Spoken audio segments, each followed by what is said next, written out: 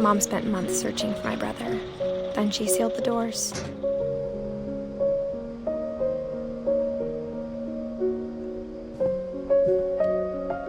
Whatever Milton had found in the house, Mom didn't want it getting out.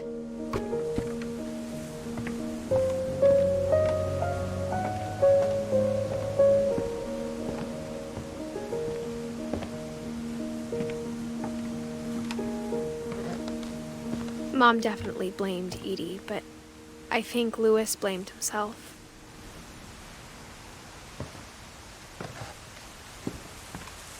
After he graduated, he just spent more and more time in his room, until Mom got him a job at the cannery.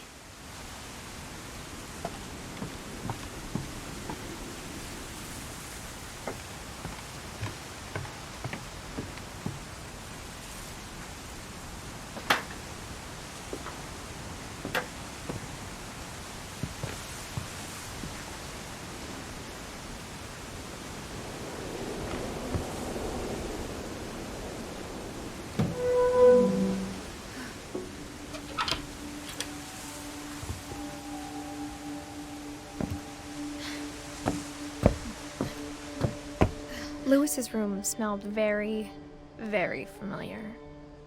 That part of him lived on.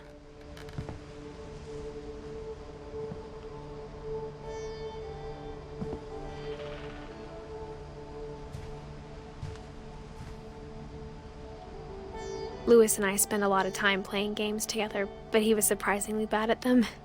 He died a lot.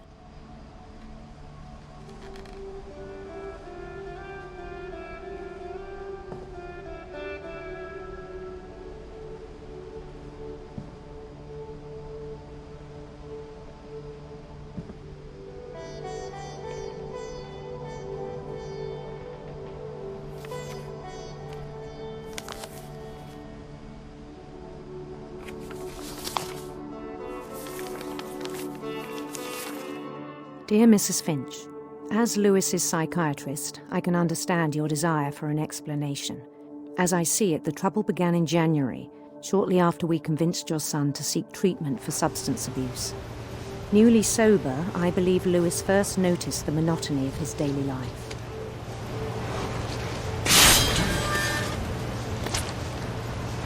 He kept working at the cannery, but he withdrew part of himself. In our sessions, I saw the same behavior. His mind began to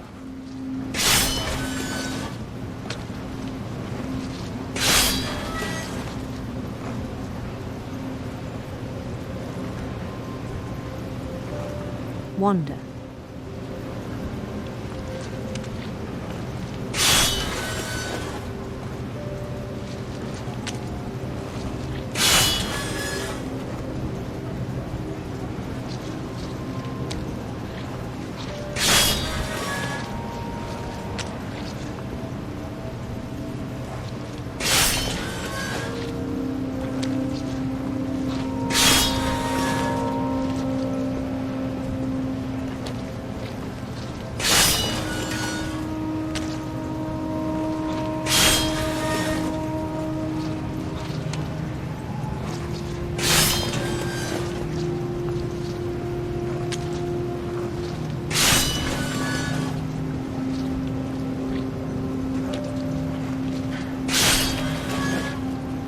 I asked him to describe it.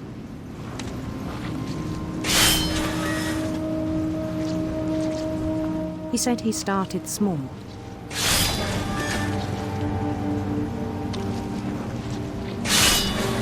Imagining a labyrinth.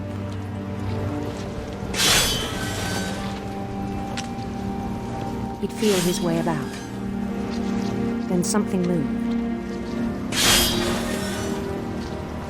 Bats. And toads.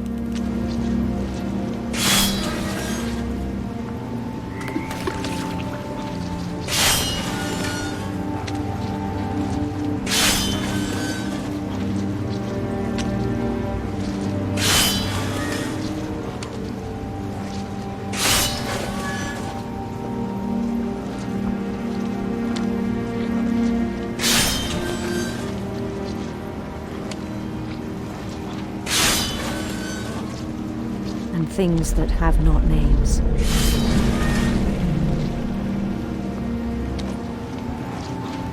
He knew it was all in his head.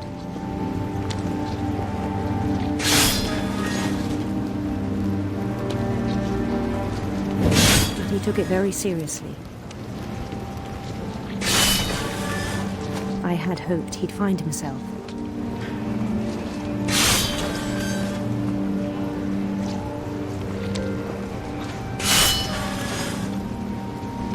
But he found something more.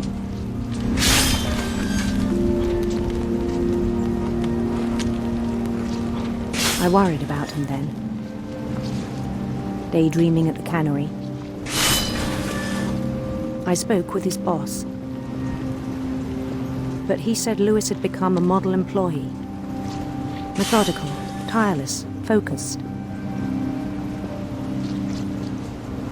Like a whole new Lewis. So I let him go on.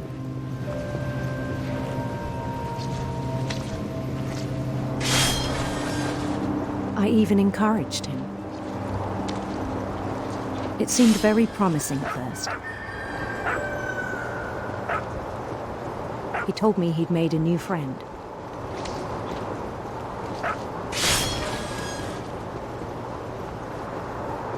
On the edge of a city he named Lewis Topia. He built the city up slowly, brick by brick.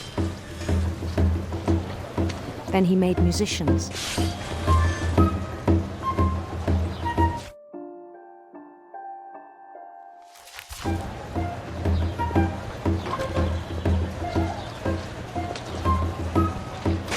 And songs for them to play.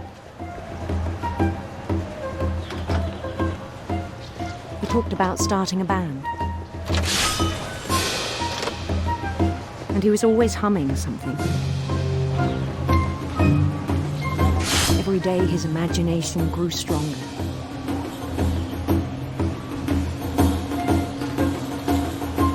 He no longer spoke at the cannery.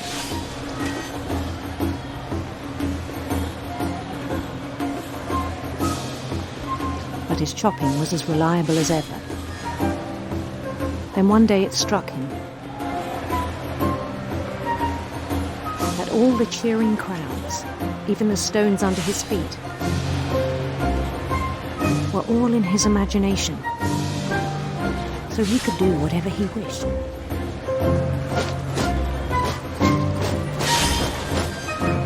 He held an election for mayor. And he won. They begged him to stay, but his mind was already wandering.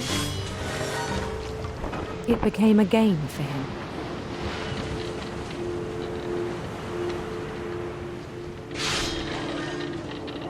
He'd conquer a city, then immediately push on. New Louisville.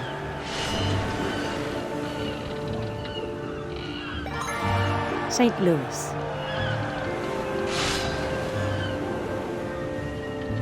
He started drifting away from our reality.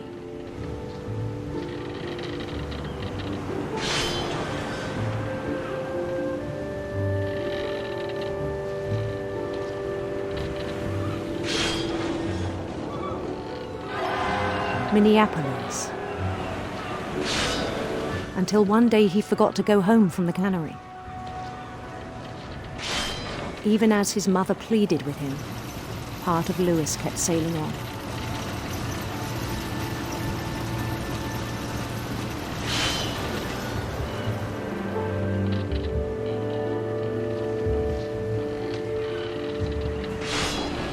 In Lewisburg, he heard rumors of a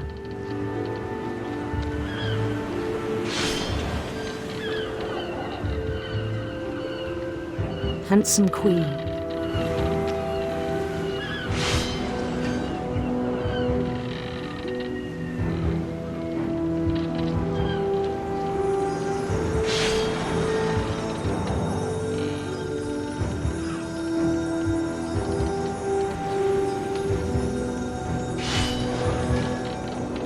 The queen was on her own quest for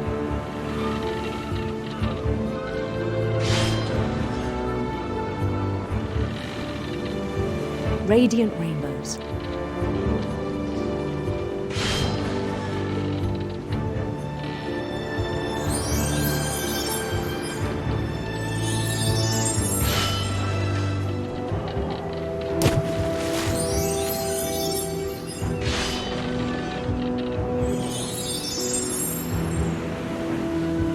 He followed the sound of her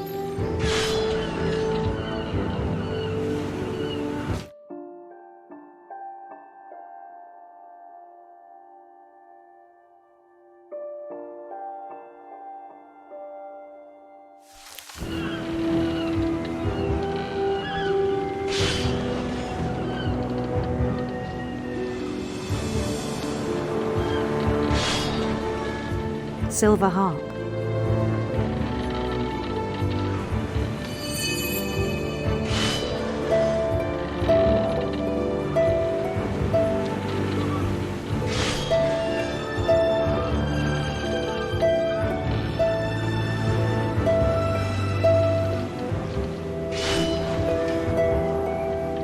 His chase led him to a golden palace east of the sun and west of the moon.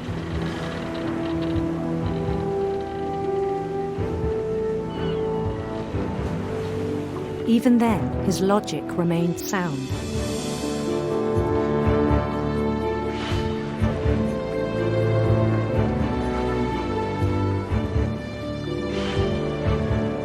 He knew the world was all in his imagination.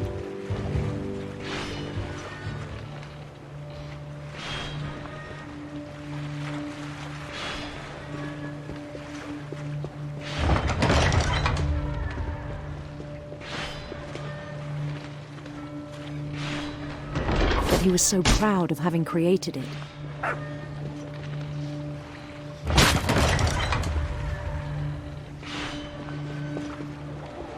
In his own eyes, he'd become something greater than a king.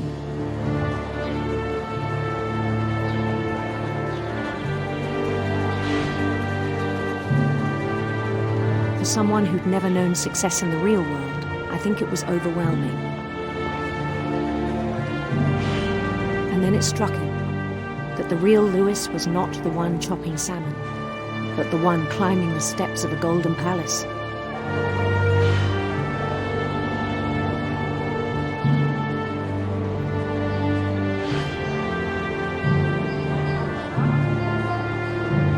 My imagination is as real as my body, he told me.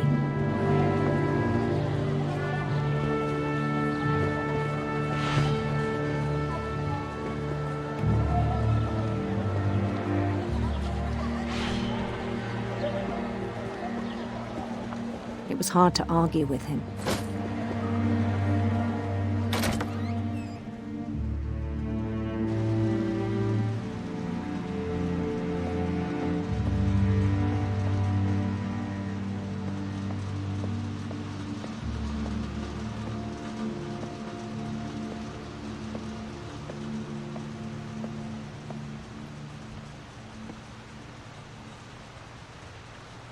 He began to forget the world we know.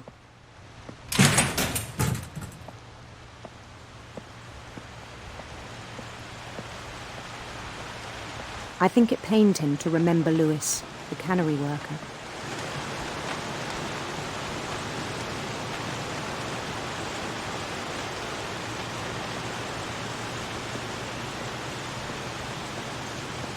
He began to despise the man with a royal contempt.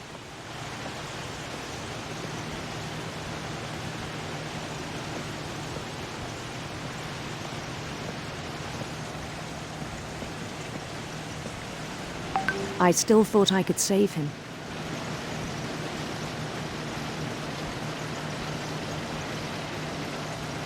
Even after he said he was being crowned king over all the lands of wonder.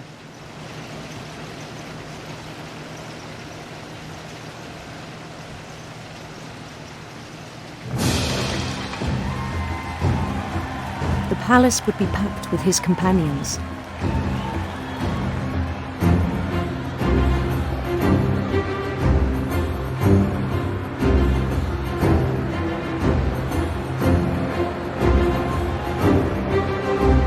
including the wise Calico who'd insisted on advising me.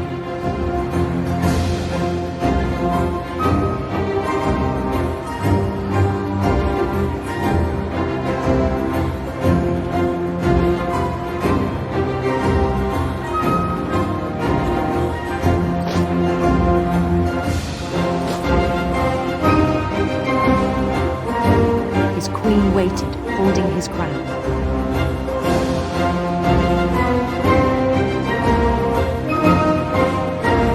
There was only one thing left to do.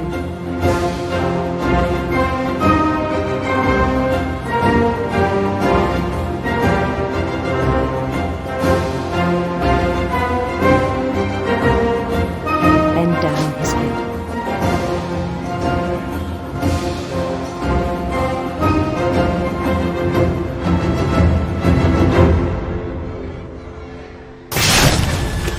I think you know.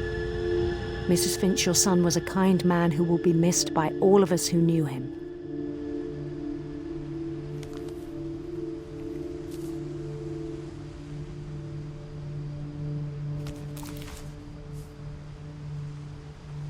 My brother was really cool.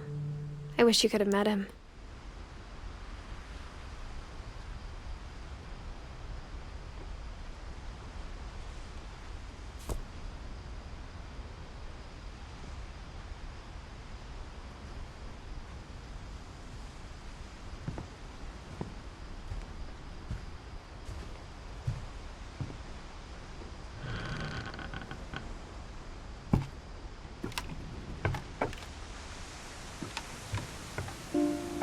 On the way back from Lewis' funeral, my mom told me to start packing. She waited until the day before we left to tell Edie. I'm not sure if she wanted to make it easier or harder.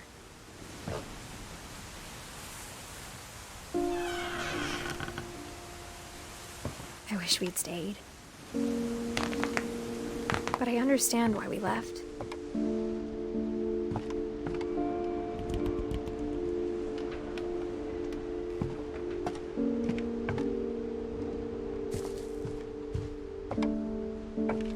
My mom ended up leaving everything behind.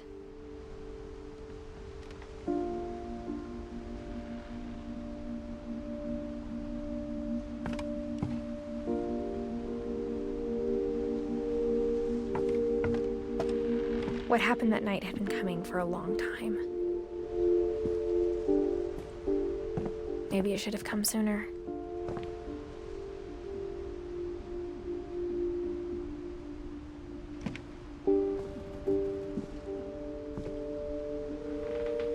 But it had to end one way or another.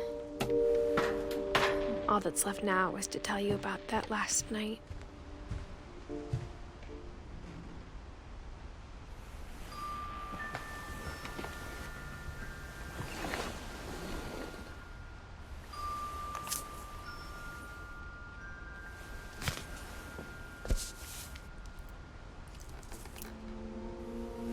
That whole last day, Edie just watched us pack and didn't say a word. Until supper, when she raised her glass and said, "To our final night together, and all our final nights apart." Grandma, you know what I said about alcohol. Some of your medications are very Edith, specific. I left a present for you in the hallway. Why don't you go open it?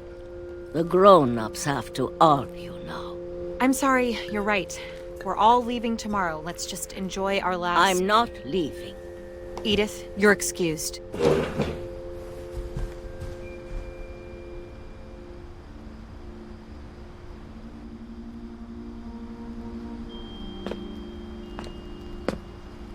the power had been shut off that morning, but Edie always had plenty of candles. When my mom sealed the library, I don't think she knew about the other entrance.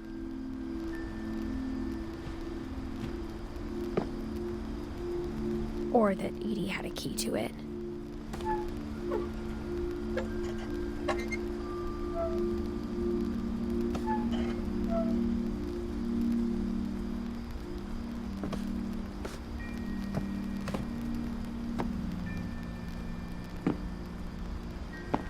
That thing you're afraid of isn't going to end when you leave the house. Edith has a right to know these stories. My children are dead because of your stories! I think it's best if Edith and I leave tonight. We'll have the nursing home send a van for you in the morning, okay?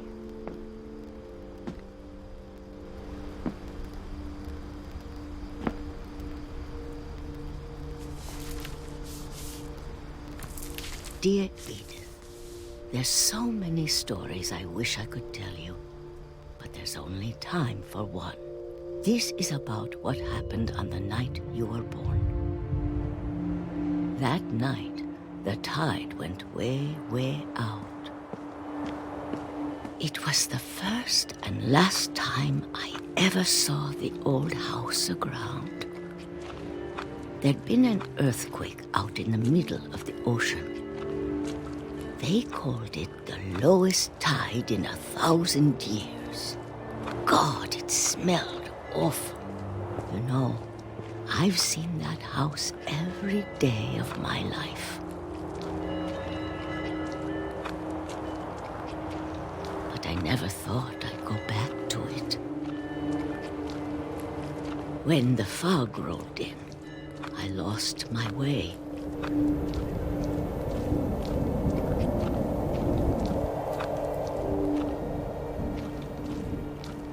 I got turned around.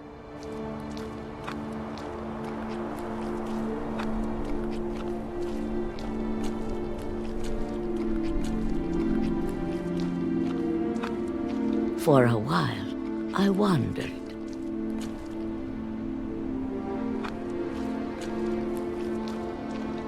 I started seeing things.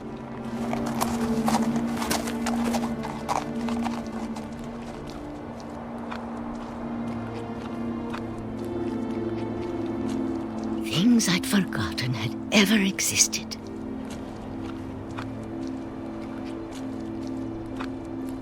But when I saw them, they felt like old friends.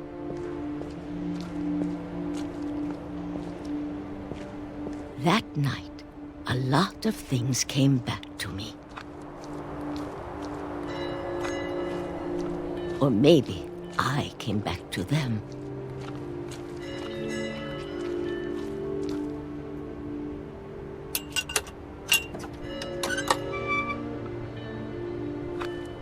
Things I can't explain, but that I need you to try and... Edith, what are you doing in here?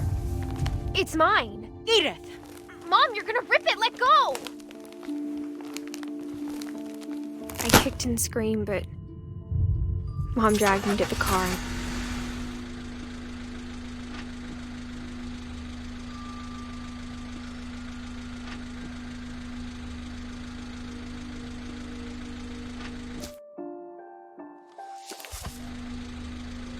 I never saw Great-Grandma Edie again. The next morning, the van came to pick her up, but she was already gone. After that, we moved around a lot.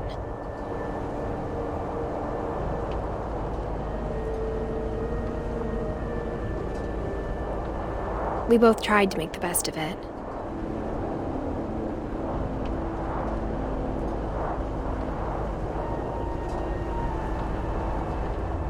A few years went by.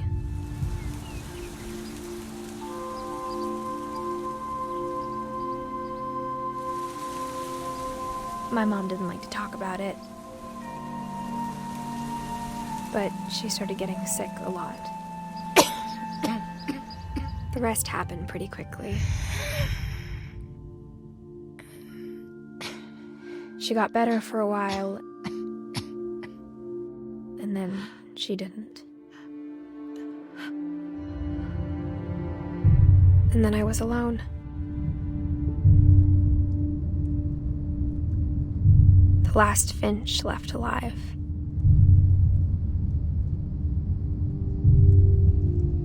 Until I found out about you. I'm still not sure what to tell you about all this. If we lived forever, maybe we'd have time to understand things. But as it is, I think the best we can do is try to open our eyes. And appreciate how strange and brief all of this is.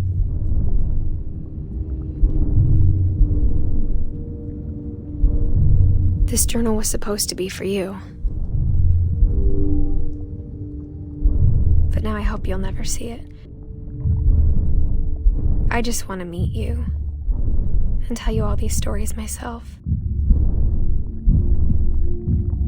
But I guess if you're reading this now, things didn't work out that way.